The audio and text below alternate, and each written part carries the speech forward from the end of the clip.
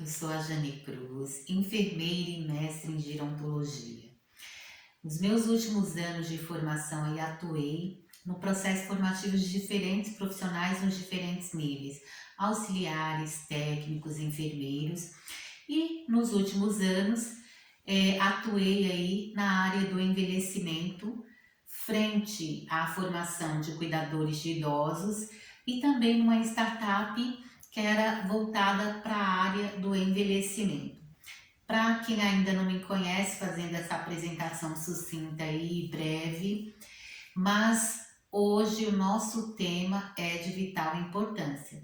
Hoje eu escolhi, no nosso bate-papo, falar sobre reconhecimento e regulamentação. E aí, como é que está a classe profissional? Ela é reconhecida ou não é? E ela é regulamentada ou não é? Vamos entender primeiro o que é reconhecimento e o que é regulamentação. O reconhecimento profissional, ela traz o quê? Um código que normatiza quem é essa profissão. Então, para que você entenda que a profissão de cuidador, ela é sim reconhecida. Então, eu vou falar a resolução aqui para vocês. Deixa eu só abrir aqui. Então, nós temos a CBO. Então, toda vez que vocês colocarem lá numa pesquisa CBO 5162 dígito 10, então 5162 dígito 10, esse é o número que reconhece você enquanto categoria profissional. Então, classificação brasileira de ocupação.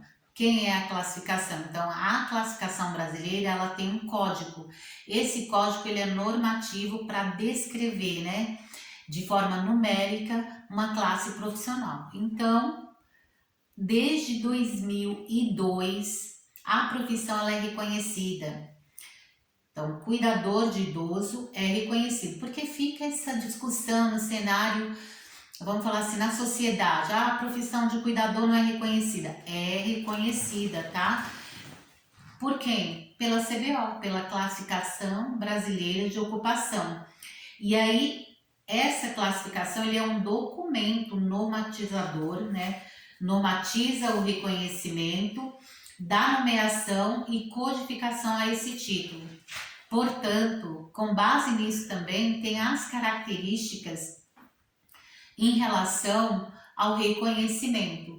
Quais são? Quem é esse profissional? Então, é um profissional que está qualificado, que foi buscar uma formação, um curso com carga horária mínima de 160 horas, dentro dessa grade, aprender os principais conteúdos inerentes aí para o processo formativo, para que ele possa estar preparado para cuidar da pessoa idosa. Então, começa por aí. Então, já tem um profissional que ele se qualificou dentro do que está preconizado aí pelo Ministério da Educação, falando em carga horária, em grade curricular. Então, daí a importância de buscar uma escola séria, reconhecida, que tem uma grade completa para a sua formação. Para que, quando você chegar perante ao seu empregador ou à sociedade, você possa dizer: eu sou um cuidador qualificado, preparado para o cuidado. Claro que tem habilidades que nós vamos desenvolver diariamente, mas você está embasado na parte teórica e prática, né, para o cuidado. E aí lá também na CBO tem um breve descritivo. Quais são as atribuições, quais são as funções deste cuidador? E aí o que eu quero ressaltar para vocês? A importância de vocês se apropriarem de conhecimento, porque lá na CBO ele deixa claro que são cuidados voltados às necessidades básicas da pessoa idosa e não da família. E quando eu falo da pessoa idosa, é higiene, é o conforto. E quando eu falo da higiene, higiene corporal, higiene oral, higiene do couro cabeludo. Aí quando eu falo do conforto, é a mobilização, é a hidratação da pele, é as trocas, né? Falando aí das eliminações vesículo-intestinal. A fralda, porque tem idoso que vai precisar usar a fralda. Então, isso são atribuições que estão dentro das necessidades básicas. Quando eu falo do ambiente, o cuidado com o ambiente, o leito, né, a cama onde o idoso dorme. Eu preciso trocar esse lençol porque ele transpira. Quando eu falo da poltrona, fazer uma higiene nessa poltrona, na mesinha de cabeceira, porque aí eu considero como unidade de internação dessa pessoa idosa. Então, isso são cuidados voltados e demandas voltadas para a função do cuidador. Quando eu falo na questão alimentar, são alimentos mais práticos, fazer uma sopa, né? Liquidificar essa sopa e ofertar, fazer um alimento mais pastoso. Não um alimento mais confeccionado, eu vou preparar uma lasanha, vou preparar uma feijoada, uma vaca atolada. Estou pensando nas comidas típicas do nosso país. Então, isso não é função do cuidador, isso já vai ser função da pessoa que é responsável pela parte de preparar alimentos, porque vai envolver um maior gasto de tempo, mais horas para preparar esses alimentos. Então, isso não é um alimento, primeiro, adequado para a pessoa idosa que está em condição de envelhecimento senil, e também isso demanda mais gasto de tempo. Então, portanto, isso não é uma atribuição do cuidador. Lavar, passar, faxinar toda a casa, todo o espaço, cozinhar para toda a família, fazer toda a tarefa doméstica, isso não é função do cuidador. Isso já está bem claro dentro da CBO, tá? Está bem claro dentro da CBO. Isso não é algo que não está claro. Se vocês pegarem lá a resolução, ela vai definir claramente as funções de cuidado, né? Com o ambiente, com a nutrição e com a higiene do idoso. Mas o idoso não é da família inteira, então isso tem que ficar bem claro para que vocês possam se apropriar. Como que a sociedade pode ser educada? Como que as famílias podem ser educadas? Como que as empresas que recrutam o cuidador podem ser educadas? A partir do momento que nos apropriamos de conhecimento, né? E que começa a definir. Por quê? Se a gente olhar para o Código Civil e para o Código Penal, e se eu falhar no cuidado, enquanto eu estou cuidando da casa, das atribuições do lar, e deixei de cuidar do idoso e pus ele em condição de risco, eu vou responder criminalmente por isso.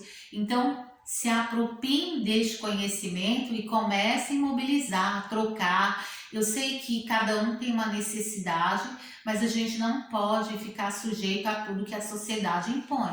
Então é preciso se posicionar. Qual que é seu limite? O seu limite é cuidar da pessoa idosa e da unidade de internação dele. Então isso ficou claro para vocês. Então, quanto mais pessoas se mobilizarem e falarem para o contexto da sociedade, nós vamos ter uma mudança nessa questão deste impacto e dessa cobrança de trabalhos de dupla tarefa, né? Porque muitas vezes o cuidador ele vai para cuidar e pede para fazer os serviços domésticos. Isso é dupla tarefa. É aquilo que eu discuto muito com os meus alunos. Assim, é cômodo para a sociedade. Eu vou ter em um profissional multiuso, né? Ele faz múltiplas tarefas.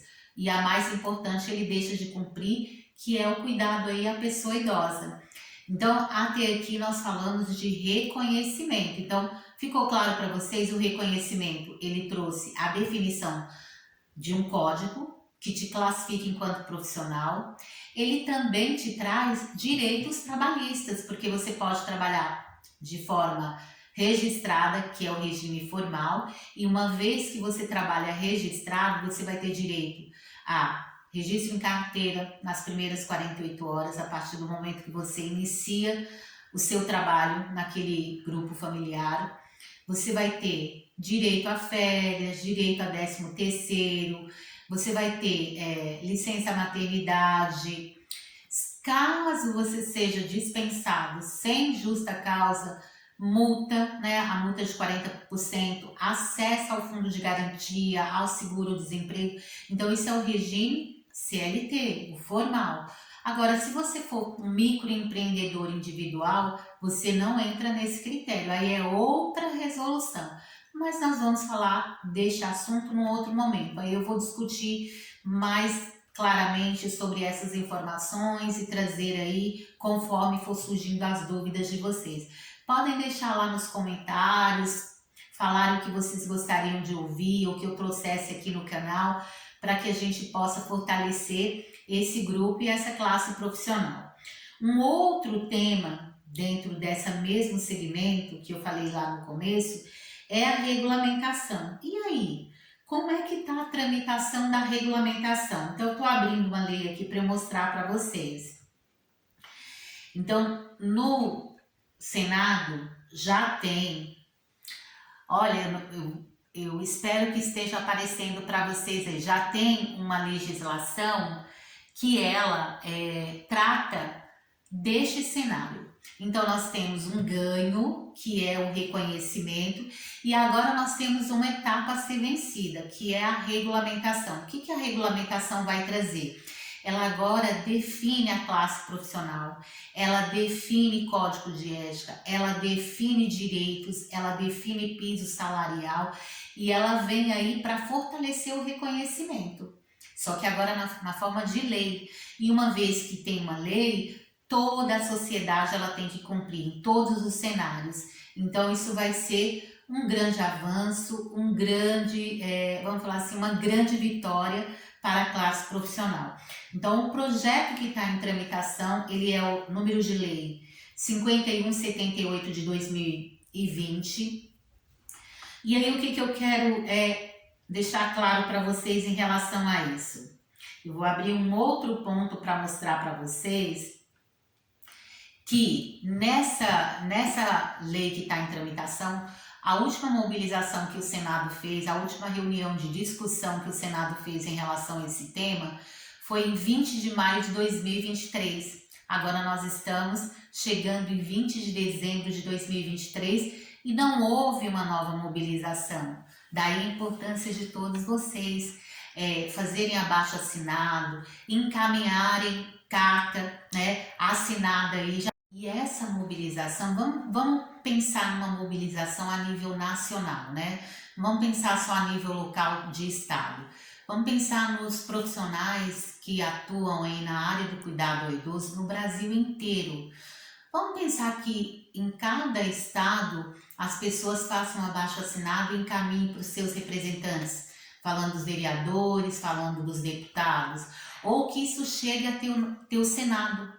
E aí essa tramitação que está em andamento, essa lei 5178 de 2020, que houve uma reunião lá em maio de 2023, possa haver um encaminhamento, isso possa progredir. E aí aqui eu quero voltar a reforçar para vocês em relação à regulamentação. Aqui na regulamentação também tem um documento que traz quem é o cuidador e quais são as atribuições desse cuidador. E aí, para ficar claro para vocês dessa atribuição, então vocês vão ver que aqui dentro da lei que está em andamento, que ainda não foi aprovada, que precisa ser aprovada, ela fala no artigo prestação de apoio emocional e de convivência social com a pessoa idosa. Estou focando no idoso, ela traz outros segmentos, mas nós vamos atrelar aqui a pessoa idosa. Auxílio, assistência e acompanhamento na realização das rotinas da pessoa idosa. Higiene pessoal, ambiental e nutricional. Mas quando ele fala dessa rotina, ele não está falando de atender toda a família, atender a casa inteira. São as necessidades da pessoa idosa. E em terceiro ponto, ele fala dos cuidados de saúde preventivos. Então, estar atento, às intercorrências, os quadros que o idoso possa ter uma intercorrência de convulsão, de desmaio, uma parada, que são identificar os sinais e acionar os serviços de urgência e emergência aí do país. Auxílio e acompanhamento no deslocamento, dentro do convívio social ou em rotinas de consulta, exame. Isso são atribuições do cuidador. Agora, as demais tarefas, lavar, passar, cozinhar para todo o grupo familiar, isso não é função do cuidador. Isso compete a outra classe profissional que são os empregados domésticos. Então tem que ficar claro que a profissão do cuidador é voltado à pessoa idosa e o cuidado inerente à pessoa idosa, e não as tarefas do lar. E dentro disso, vamos levantar essa bandeira, lutar para que a sua classe ela seja regulamentada. E como isso pode ocorrer? se a classe se unir, fazer abaixo-assinado, encaminhar para o Senado, porque esse documento ele já está no Senado, ele já saiu da Câmara e ele já está no Senado. Vamos mobilizar, vamos provocar os nossos governantes para que essa classe ela seja regulamentada. E por quê? Eu sou enfermeira, aí você fala, por que eu estou levantando essa bandeira? Porque há muitos anos eu venho trabalhando com cuidador e eu vejo a importância dessa classe ela ser regulamentada, para que a sociedade possa respeitar e valorizar essa profissão. E eu acredito que é uma profissão que é a profissão do futuro, assim como a enfermagem ela passou pelo marco da regulamentação, por que não a profissão de cuidador não pode passar por esse mesmo marco que é a regulamentação?